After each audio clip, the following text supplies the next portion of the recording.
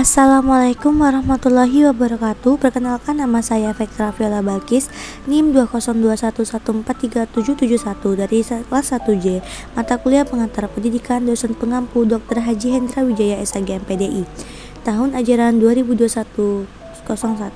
Di sini saya akan memaparkan sebuah materi tentang komponen pendidikan. Sebelum kita akan lanjut ke materi selanjutnya, di sini ada beberapa subtema yang akan kita jelaskan. Yang pertama adalah pengertian komponen pendidikan, dan yang kedua adalah macam-macam komponen pendidikan yang terdiri dari raw input atau input dalam, kemudian ada instrumental input, dan ada environmental input.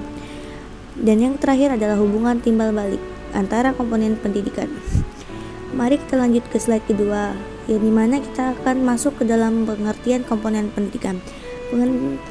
Komponen merupakan bagian dari suatu sistem yang memiliki peran dalam keseluruhan berlangsungnya suatu proses untuk mencapai tujuan sistem.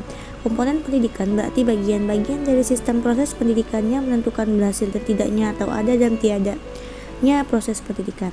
Bahkan dikatakan bahwa untuk berlangsungnya proses kerja pendidikan diperlukan keberadaan komponen-komponen tersebut. Kemudian ada dari macam-macam komponen yang terdiri dari 3, yaitu adalah input, masukan atau raw input, yang mana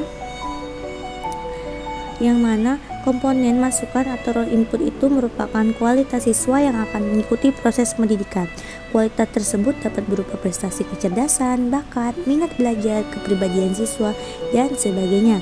Apabila kualitas masukan itu rendah atau tidak mendukung terwujudnya prestasi belajar yang tinggi, tentunya tidak dapat diharapkan menjadi lulusan yang bermutu tinggi, meskipun aspek-aspek lainnya mendukung seperti proses pembelajaran yang baik. Kemudian ada input alat atau instrumental input, yang terdiri dari kurikulum dan pendidik. Komponen masukannya berperan sebagai alat pendidikan, adalah semua faktor yang secara langsung atau tidak langsung mempengaruhi proses pembelajaran. Kemudian ada input lingkungan, yang sangat bersinggungan dengan keadaan cuaca, situasi keamanan masyarakat, dan lain-lain. Kemudian materi terakhir yaitu adalah hubungan timbal balik antara komponen pendidikan. Keseluruhan komponen-komponen pendidikan di atas merupakan satu kesatuan yang berkaitan dalam proses pendidikan untuk mencapai tujuan pendidikan. Input mentah atau raw input yaitu peserta didik, input alat instrumental seperti kurikulum, pendidik, input lingkungan, environmental input seperti keadaan cuaca, situasi keamanan masyarakat, dan lain-lain yang secara langsung maupun tidak langsung dapat mempengaruhi proses pendidikan, sehingga dalam mencapai tujuan pendidikan secara optimal dapat ditempuh melalui proses berkomunikasi yang intensif. Sekian dari presentasi dari saya. Apabila ada kata yang salah, mohon dimaafkan. Kepada Allah saya mohon ampun. Wabillahi taufiq wal hidayah. Wassalamualaikum warahmatullahi wabarakatuh.